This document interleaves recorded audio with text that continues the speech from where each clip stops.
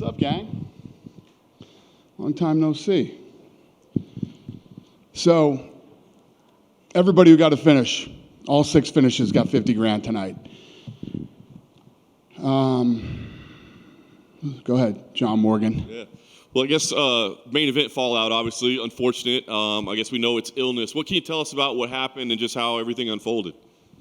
Yeah, halfway through the show, we found out that his stomach, he was having stomach problems. He wanted to fight really bad, so Doc worked with him, tried to get some things taken care of before the fight. Didn't work out, and just had to pull him. These things happen. They don't know what was wrong with him. It was some kind of a stomach virus that hit him. Could have been from cutting weight. Who knows what it was, but it happened, and we're talking to these guys now about, do we do it in 2 weeks? What you don't want to do is have them cut weight again next week. So you give them a couple weeks, and God knows what's wrong with him, so we'll let him heal up and go from there. If not, do you have a backup plan for Ryan? Obviously, he was incredibly disappointed tonight. We talked to him briefly. If it would be nice if you could rebook that fight, like you said, in 2 weeks. If not, would you try to find him something else fast, or just 100%. put him back in the rotation? Yeah, 100%. We'll get him. We'll get him taken care of and get it figured out. Nice. It's what we do. We got a pretty impressive main event anyway. Brendan Allen came in and made an absolute statement. I guess, what can you say about his performance, especially with what he did against the guy he did it against? 2-1 underdog. Took out a ranked guy and made 50 grand tonight. So yeah, he had a really good night. That guy's got nothing to be bummed out about. Good night for him. No question. Another one that was impressive, Tatiana Suarez. I'm just curious what you think about seeing her back. And first of all, I just guess her performance tonight, after that long away, how she looked tonight. She looked incredible, especially with the time off. Everybody knows how I feel about that much time off, plus the things that she battled personally, physically, and then to come back. And not just, De La Rosa is badass. That's a legit comeback fight. She's big, she's strong, she's a good wrestler. Her ground game is awesome, she's a true fighter. She came in to beat Tatiana tonight, and once she got that choke on too. Look how long she fought that choke. Impressive too. So this was a real fight for Tatiana coming back. So it just shows, where she really is. Plus she's shooting a HBO documentary right now, so you just couldn't have a better story than that. And the fact that she came in and fought somebody real, like a legit, really badass woman tonight. So big deal for her. Here's the interesting part. How do you look at it? And she won 50 grand. And she won 50 grand. Yeah. That'll help. So where do you kind of consider the position, right? Because, she looked amazing before she had the time off, but that was at 115. She says she wins tonight at 125. So, do you see that as like, hey, we see her as a top contender? Or do you feel like she's got to work her way up from 15 again? Like, how do you see her path? Yeah, I don't know. That's up to the media. We'll see where she ends up in the rankings. And, get a couple more fights under her belt, and we'll see what happens. There's no doubt. She's one of the best in the world. There was a lot of talk on the internet and a lot of hype about her coming back tonight. A lot of people were excited to see her. See how she was going to handle, adversity again, and she came out looking awesome. I pulled her back into my room after the fight, and do you guys remember when she was on her back? She was on De La Rosa's back and literally didn't even put her hooks in. And De La Rosa was bent over, and it was almost like she was staying in the same position like her hooks were in. I was like, what the fuck was that? What were you doing? And she broke it down, telling me what she's doing. She's just incredibly talented. That's awesome.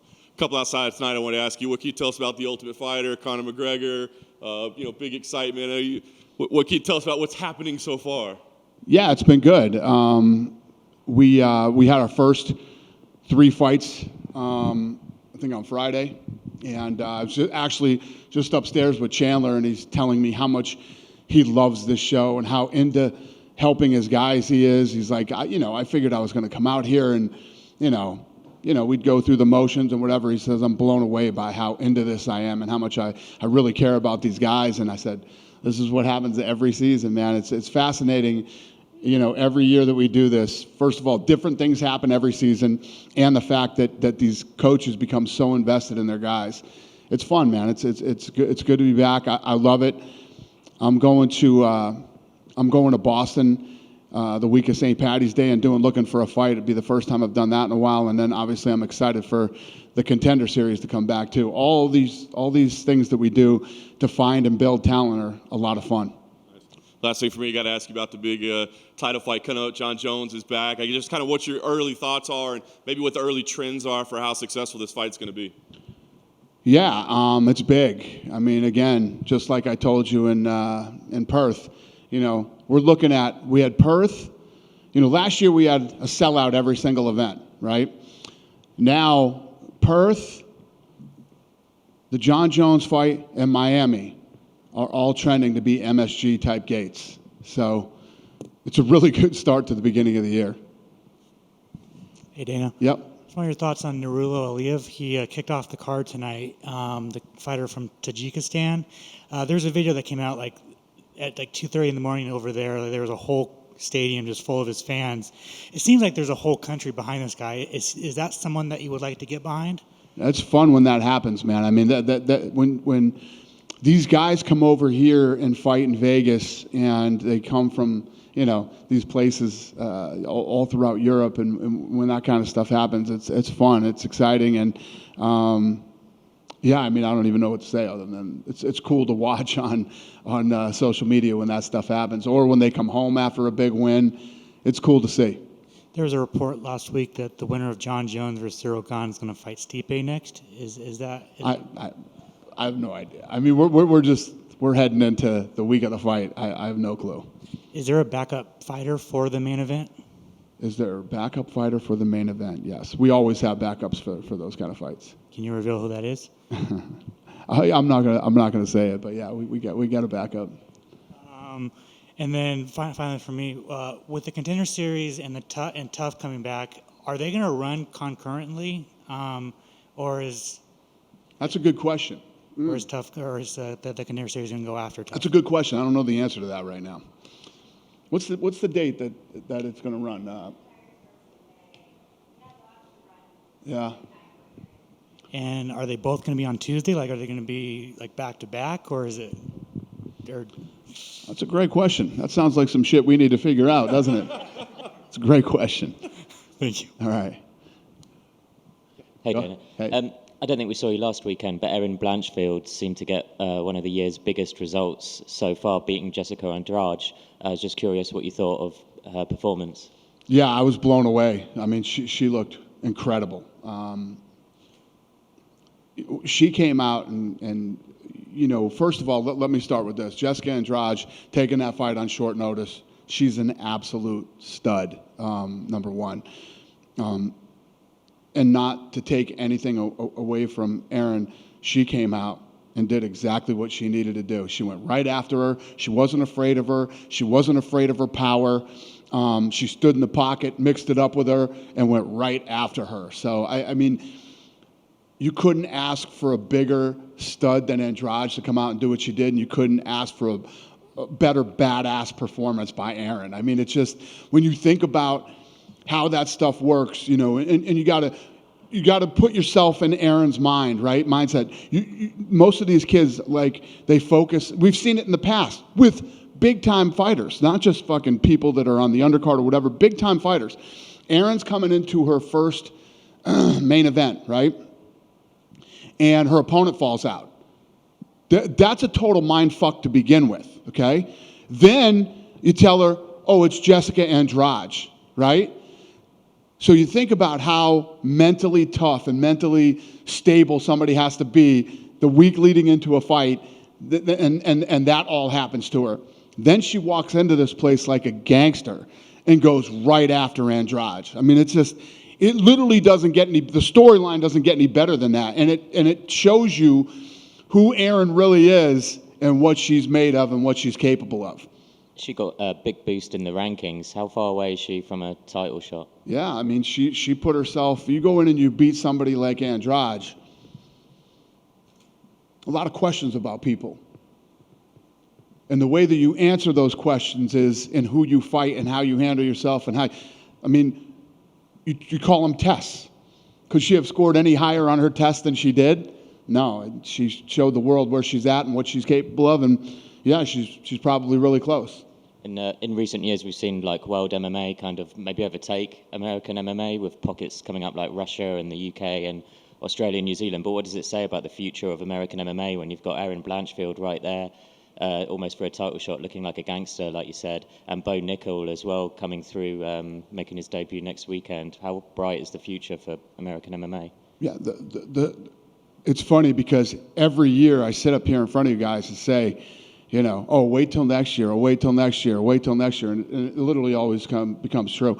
If you look at where the sport is headed right now and the amount of talent globally, and, you know, we have 2 Mexican-born champions now, which, you know, I've been working at for years. And now we're opening the PI down there, which is going to take it to a whole nother level. And again, all these other parts of the world that you mentioned, it's funny because to us, the people that are in it every day, the UFC seems so massive. This thing's only like, you know, 30 years old, but realistically, when me and the Fertittas started, you know, we're like 22 years old. This sport is still a baby.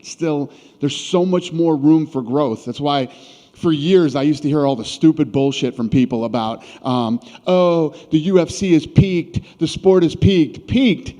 We haven't even scratched the surface of how big this thing is going to get in the next 10 years. Forget about 20, 25 years from now. You know? It's fascinating. And I'm not sure if it was BS or not. I think I saw a report that John Jones was like 250 pounds. How big are you expecting him to kind of weigh in? I don't know. You know, he and I have talked and text, but I haven't asked him any of that. Listen, John Jones is a guy that's been in the sport forever. He's the greatest of all time. You know, he's done the move up to heavyweight the right way. He's taken his time and, you know, just didn't pack on a bunch of weight, you know, in a short amount of time. This has been years in the making, so he knows what he's doing. For sure. Thanks, Dana. Thank you. Dana, I can't remember if we've heard from you after the Makhachev-Volkanovski fight, what your thoughts on that were, and is a rematch possibly in the works on that one? You know what my thoughts are on that? When you make a super fight, could you possibly have a better fucking result than we did on that fight, right? When the entire world is arguing over who won, that's a super fight, and it delivers, right? The only thing that could possibly be better than that is the guy who's fighting for the interim title comes out looking incredible too. So now you got Yair versus Volkanovski, right? We'll see what happens with Islam and where he ends up fighting next. You have to do Yair. You have to do that fight. I mean, the guy came out and absolutely dominated a stud that night. And then you have the rematch after they both fight again. Makes sense. You could not have a better result. Makes sense. So definitely Yair first, not before giving Volk. I mean, listen, I don't know. We didn't make any fights yet. Yeah. There are a lot of different things that play out in making these fights. You know, timing, injuries, personal stuff, whatever it might be. But yeah, to me, the fight that makes sense is you make Yair versus Volkanovski, Islam versus somebody whenever that happens, and then you do the rematch. So much talk is about next week is just Jones and Gans. I feel like a lot of people are overlooking Shevchenko fighting Grasso. Right. What are your thoughts on that fight, and what do you expect out of that one? I agree. These things happen sometimes. But what also makes the fight so exciting and so big is the actual card. The card is stacked with great fights. This isn't just Jones and Cyril. People are just excited because Jones is coming back. But yeah, the whole card is badass. And obviously, Valentina versus Grasso is an incredible card. And if Valentina beats her, I mean, it's just like this woman is absolutely amazing. And she's so sweet, talented, and so low key. She doesn't get the attention she deserves all the time. But this time we actually made 2 posters. There's the John Jones poster, and then there's the Valentina poster. So she deserves her own poster. Yeah. Going back to Tough, there was a lot of talk going into before this started. People were saying that Conor when he made the jump, he brought 3 guys with him, and he replaced 3 guys that were on the card or already decided. Can you clear up what that story's all about? I have no idea. Who gives a shit? Just glad he's back, right? Huh? Just glad No, he's it's back. not even that. It's like these stories that come out of these things, fuck, what did I hear? Heard something earlier tonight too. It's like, this stuff is, when we're working on all this stuff, you know what I mean? And you're trying to get guys to commit to coach and, you know, to do the coaching commitment, especially when you live in Ireland. Right. You know what I mean? Yeah, Connor's going to get some things that he wants. Nobody lost an opportunity here. If there were guys that were booked to do that, we'll do something with them. You know, it's not just like, hey, see you later, pal. Good luck to you. You know, have a good life. We'll figure it out. We'll take care of these guys. And last one on Tough. I know you're always, this has been your baby until the Contender Series came around. Are you the kind, do you watch the show as it's going so you can kind of feel as it's going, or do you like to wait until it's sort of already in post-production so you can discover it like the rest of us? You talking about The Ultimate Fighter? The Ultimate Fighter. Yeah. So what happens with The Ultimate Fighter is as it's being edited, they shoot the episodes over to me, and I watch the episodes when they're done to see if I have any edits to make on it or changes that I want. And I mean, that's what we do with basically everything that goes out of this building or the building next door. I approve before it goes out. I literally watch everything from promos to, the 30th anniversary stuff, fight lore, stuff that goes on Fight Pass, everything that goes on here, I watch before it goes out. And have you seen, obviously one of the great things about it is that the characters that show themselves, the personalities, have you seen anything already that leads that we're going to see some great personalities come out of this season? 100%. I mean, at the fights that happened here the other day, there was a lot of cool shit that happened. Yeah, I love it. The one thing about this show that continues to make it relevant is the best always rise to the top, And even the format on Power Slap right now, the same thing is happening. Me and Craig Pelagian did the Ultimate Surfer show, and the guy who won the show won the World Open of Surfing. The guy won. He beat all the fucking best surfers in the world in that competition. This formula works no matter how you do it. That kind of makes me, there's an event, I believe, that's happening the same night as a Power Slap that's in the future, I believe, unless I'm wrong. How is that going to work out? Is the UFC going to finish before Power Slap, or are you guys going to run that concurrently? Yeah, the UFC will finish, and then Power Slap will begin. The UFC fight's over at the Virgin, and then the Power Slap fight is here. Thanks, Dana. Thank you. Hey, Dana. Hey, buddy. Just one question for me. We really kind of needed a breakout star in Canada since GSP coming. Mike Malott wins on the Contender Series. He's 2-0 in the UFC. What were your thoughts on his performance? And are we going to see the UFC come to Canada this year? Yes, and yes. Obviously huge to have, rising stars that are Canadian and guys that are actually legit and can really fight. And there's no doubt both of those guys that fought tonight are. Malott looked incredible. And yes, we're working on getting back to Canada ASAP. This is going to be the year that, the whole COVID thing, it's going to take us a few years to get back and hit every place that we need to hit. But the great part of it is that all these places are chomping at the bit to get a UFC event back there. And Canada is and always has been a very important market to us. So we're working on it. Yeah, we'll be there soon. Good? Have a great weekend, you guys.